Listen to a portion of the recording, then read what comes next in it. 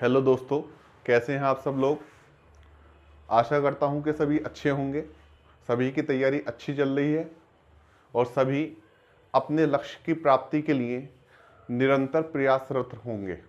जैसा कि आप जानते हैं, हम यूपी एपीओ का क्रैश कोर्स को शुरू कर रखा है और इसी क्रम में हमने कल भारतीय साक्ष्य अधिनियम पर 1872 पर एक वीडियो बनाई थी, जिसमें मैंने डिस्कस किया था भारतीय साक्ष्य अधिनियम के ओवरव्यू को, यानी कि पूरा उसे डिस्कस किया था कि इसके अंदर कितने अध्याय हैं, कितने भाग हैं, कितने अध्याय हैं, कितने भाग हैं। ये सारी चीज़ें जो है कल हमने डिस्कस कर ली थी कि भारतीय साक्ष्य अधिनियम का नेचर क्या है, ये प्रक्रियात्मक विधि है, सारवान विधि है, या सारवान विधि क्या होती है, प्रक्रियात्मक विधि क्या होती है। इन सारी बातों को जानने के लिए आप मेरी पहली वीडियो पर देख सकते हैं। लेकिन आज हम डिस्कस करेंगे, आज हम शुरू कर रहे हैं भारतीय साक्ष्य अधिनियम। आज हम डिस्कस करेंगे, पहले तो हम ये जानने की कोशिश करेंगे कि साक्ष्य विधि होती क्या है, साक्ष्य विधि कहते किसे हैं। तो याद रखना, साक्ष्य विधि से तात्पर्य ऐसी उस विधि से है जो उन नियमों का प्रतिपादन करती है। किनका?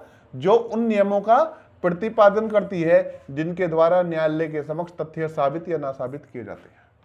यानी कि साक्ष्य विधि का अर्थ है ऐसी विधि जो उन नियमों का प्रतिपादन करती है जिनके द्वारा, किसके द्वारा? नियमों के द्वारा। यानी कि साक्ष्य विधि का तात्पर्य है ऐसी विधि से है जिनके द्वारा न्यायालय के समक्ष तथ्य साबित या ना साबित किए जा सकते हैं। यानी कि इसे और मैं कहूं तो सीधा सा यह है कि साक्ष्य विधि से तात्पर्य उन नियमों के, साक्ष्य विधि से तात्पर्य उन नियमों का, या इसे हम कह सकते हैं कि साक्ष्य विधि से तात्पर्य उस विधि से है जो उन नियमों का प्रतिपादन करती है जिनके द्वारा न्यायालय के समक्ष तथ्य साबित या ना साबित किए जाते हैं। यानी कि ऐसी विधि जो उन नियमों का प्रतिपादन करती है जिसके द्वारा न्यायालय के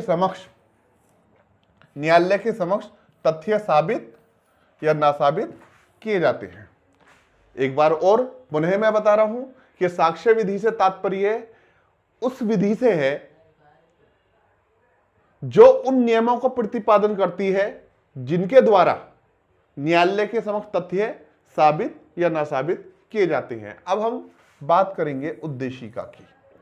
उद्देशिका के विषय में मैं पहले भी बता चुका हूं कि प्रायः कोई भी अधिनियम हो उसके शुरू में एक उद्देशिका होती है और उद्देशिका हमें अवगत कराती है विधानमंडल के आशय से और विधानमंडल के उद्देश्य से और इस बात से कि इस कानून को बनाकर विधानमंडल जो है कौन से लक्ष्य की प्राप्ति करना चाहता है। तो जब हम बात करेंगे भारतीय साक्ष्य अधिनियम 1872 की उद्देशिका, तो हम देखेंगे कि साक्ष्य विधि का समीकरण, परिभाषा और संशोधन करना समीचीन है। यानी कि यहां पे तीन चीजें बताई कि पहला क्या बताया कि साक्ष्य विधि का समीकरण।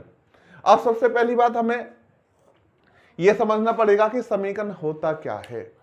समीकरण का अर्थ है इकट्ठा करना, इकट्ठा करना। अब यहां पर इकट्ठा करने से क्या तात्पर्य? यानी कि 1872 के अधिनियम से पहले साक्ष्य के नियम अलग अलग कानूनों में बिखरे पड़े थे। तो 1872 में जब ये कानून बनाया तो क्या करा? इन नियमों को इकट्ठा करा और नियमों को इकट्ठा करने के बाद उन्हें परिभाषित किया और परिभाषित करने के साथ साथ परिस्थितियों के अनुसार उनका संशोधन भी करा।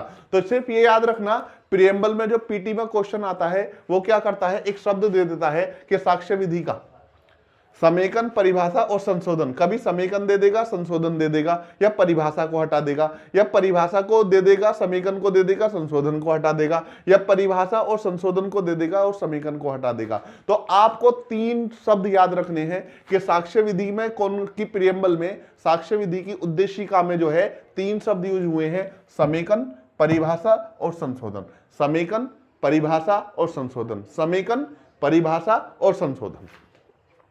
इसके बाद अब हम बात करते हैं धारा 1 की, भारतीय साक्ष्य अधिनियम की धारा, जिसका टाइटल है संक्षिप्त नाम, विस्तार और प्रारंभ। संक्षिप्त नाम, विस्तार और प्रारंभ। तो यह धारा हमें दो चीजें बताती है। पहली चीज तो ये बताती है कि साक्ष्य अधिनियम कहां लागू होता है, साक्ष्य अधिनियम कहां लागू होता है, और दूसरी चीज ये हमें ये धारा से ये पता चलता है कि ये कौन सी कार्यवाहियों पर लागू होता है। यानी कि भारतीय साक्ष्य अधिनियम की धारा 1 से हमें पता चलता है कि वह स्थान जिस पर, वो कौन सा स्थान है जिस पर भारतीय साक्ष्य अधिनियम लागू होता है, वो कौन सी कार्यवाहियां हैं जिन पर भारतीय साक्ष्य अधिनियम लागू होता है। तो जब हम सबसे पहले इसका देखेंगे संक्षिप्त नाम, जब हम भारतीय साक्ष्य अधिनियम का संक्षिप्त नाम देखेंगे तो हम पाएंगे कि इसका संक्षिप्त नाम है भारतीय साक्ष्य अधिनियम 1872। भारतीय साक्ष्य अधिनियम 1872। अब दूसरा हम देखेंगे इसका विस्तार। तो इसका विस्तार क्या है? इसका विस्तार संपूर्ण भारत पर है। मैं आपको बता दूं, 31 अक्टूबर 2019 से पहले भारतीय साक्ष्य अधिनियम जम्मू और कश्मीर पर लागू नहीं होता था, लेकिन 31 अक्टूबर 2019 से, याद रखना जो दिनांक मैं बता रहा हूं, 31 अक्टूबर 2019 से भारतीय साक्ष्य अधिनियम को जम्मू एंड कश्मीर पर भी लागू कर दिया गया है। तो इस प्रकार से हम देखेंगे कि इसका विस्तार कहां पर है, यह संपूर्ण भारत पर लागू है और संपूर्ण भारत के साथ साथ सभी भारत के अंदर सभी न्यायिक कार्यवाहियों पर लागू है। भारत के अंदर न्यायालय के समक्ष जितनी भी न्यायिक कार्यवाहियां हैं उन पर लागू है। अब यहां क्वेश्चन पैदा होता है, न्यायिक कार्यवाही क्या है? न्यायिक कार्यवाही क्या है?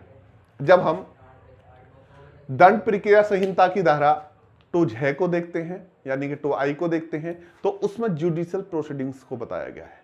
तो वहां पर बताया कि न्यायिक कार्यवाही से ऐसी कार्यवाही अभिप्रेत है जिसमें न्यायालय के समक्ष साक्ष्य शपथ पर लिया जा सकता है। दंड प्रक्रिया संहिता की धारा 2(j) ने, 2(i) ने जो है क्या बताया? न्यायिक कार्यवाही को बताया और क्या कहा कि न्यायिक कार्यवाही से के अंतर्गत ऐसी कार्यवाही आती है जिसके अनुक्रम में साक्ष्य वैध रूप से शपथ पर लिया जा सकता है या शपथ पर लिया जाता है। ये वाली बात बता दी। अब हम अगर जो इसका साधारण अर्थ लेना चाहें तो न्यायिक कार्यवाही से तात्पर्य ऐसी कार्यवाही है, यानी कि न्यायिक कार्यवाही वह कार्यवाही होती है जिसका उद्देश्य दो व्यक्तियों के बीच या व्यक्तियों और सामान्य समुदाय के बीच न्यायिक संबंधों को स्थापित करना होता है। ऐसी कार्यवाही या ऐसी जांच जिसका उद्देश्य दो व्यक्तियों के बीच या व्यक्तियों और सामान्य समुदाय के बीच न्यायिक संबंधों को स्थापित करना होता है, वो क्या है? ऐसी कार्यवाही जो है न्यायिक कार्यवाही कहलाती है। तो पता चला कि ये जो लागू होगा, कहां पर लागू होगा? संपूर्ण भारत पर लागू होगा और सभी न्यायिक कार्यवाहियों पर लागू है। तो सभी न्यायिक कार्यवाहियों को हमने देख लिया कि न्यायिक कार्यवाहियां कौन सी है। अब सवाल पैदा होता है संपूर्ण भारत पर लागू है, संपूर्ण भारत पे। तो हमें एक बार यह जान लेना चाहिए कि भारत क्या है, भारत के अंदर क्या क्या आता है। तो जब हम भारत की बात करेंगे तो यानी कि भारत के अंदर क्या आता है? राज्यों के राज्य क्षेत्र। जैसा कि आप जानते हैं वर्तमान में 28 राज्य, 8 केंद्र शासित प्रदेश हैं। तो राज्यों के राज्य क्षेत्र, संघ राज्य क्षेत्र और अर्जित या शामिल किए गए राज्य क्षेत्र। तो भारत के अंदर क्या क्या आएगा?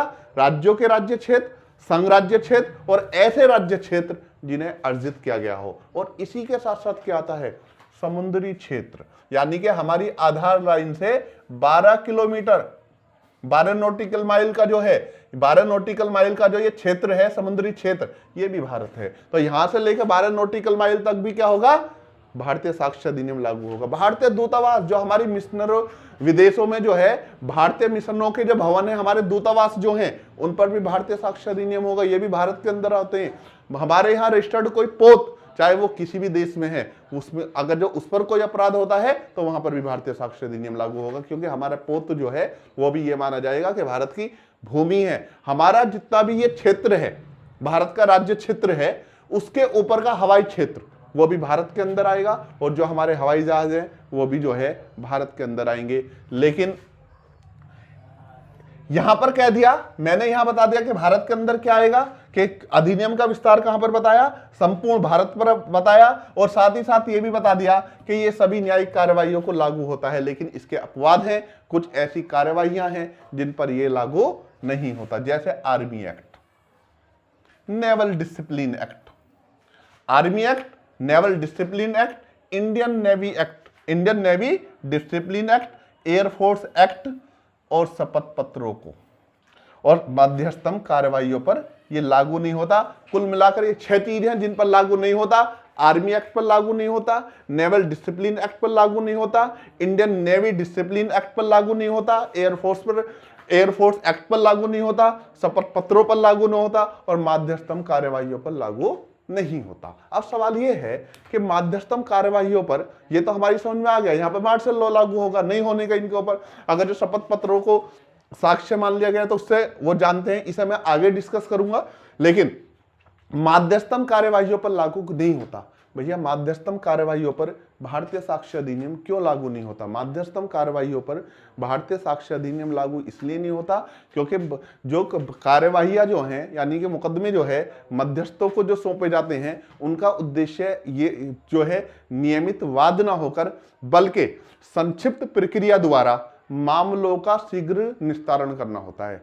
संक्षिप्त प्रक्रिया द्वारा मामलों का शीघ्र निस्तारण करना होता है। अगर जो माध्यस्थम कार्यवाहियों पर साक्ष्य अधिनियम को लागू करना शुरू कर दिया तो फिर वो नियमित वाद हो जाएगा, रेगुलर वाद हो जाएगा। इसलिए माध्यस्थम कार्यवाहियों पर भारतीय साक्ष्य अधिनियम लागू ना होकर बल्कि क्या होते हैं, भारतीय साक्ष्य अधिनियम तो उस पर लागू नहीं होता बल्कि उस पर जो है नैसर्गिक न्याय के सिद्धांत लागू होते हैं, नेचुरल जस्टिस के सिद्धांत लागू होते हैं, रूल लागू होते हैं। और नेचुरल जस्टिस के 3 नियम हैं।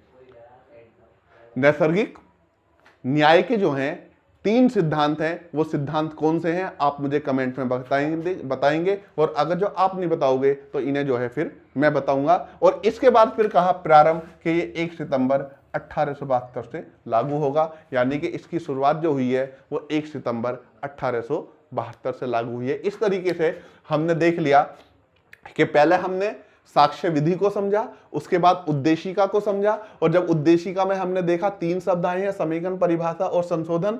फिर हमने ये देखा कि इसका जो है संक्षिप्त नाम क्या है, तो सीधा सा ये देखा कि इसका संक्षिप्त नाम भारतीय साक्ष्य अधिनियम 1872 है। इसका विस्तार संपूर्ण भारत पर है, सभी न्यायिक कार्रवाइयों पर है, संपूर्ण भारत, यानी कि भारत के अंदर क्या क्या आएगा ये हमने सारी चीज देख ली। राज्यों के राज्य क्षेत्र आएंगे, संघराज्य क्षेत्र आएंगे, अर्जित क्षेत्र आएंगे, समुद्री क्षेत्र, भारतीय दूतावास, पोत, आकाश, हवाई जहाज, ये सब आएगा। और इसकी ये बात हमने क्या देख लिया कि सभी न्यायिक कार्रवाइयों पर लागू है। न्यायिक कार्रवाई कौन सी है, इसके लिए हमने दंड प्रक्रिया संहिता के 2I का भी हवाला लिया। इसके साथ साथ हमने देखा कि कुछ ऐसे अधिनियम हैं जिन पर ये लागू नहीं होता, वो अपवाद हैं, जैसे आर्मी एक्ट है, नेवल डिसिप्लिन एक्ट है, इंडियन नेवी एक्ट है, इंडियन नेवी डिसिप्लिन एक्ट है, एयरफोर्स एक्ट है, शपथ पत्रों पर और माध्यस्थम कार्यवाहियों पर ये लागू नहीं होता। माध्यस्थम कार्यवाहियों पर क्यों लागू नहीं होता ये मैंने बता दिया। और इसका प्रारंभ यानी कि ये 1 सितंबर 1872 से लागू हुआ।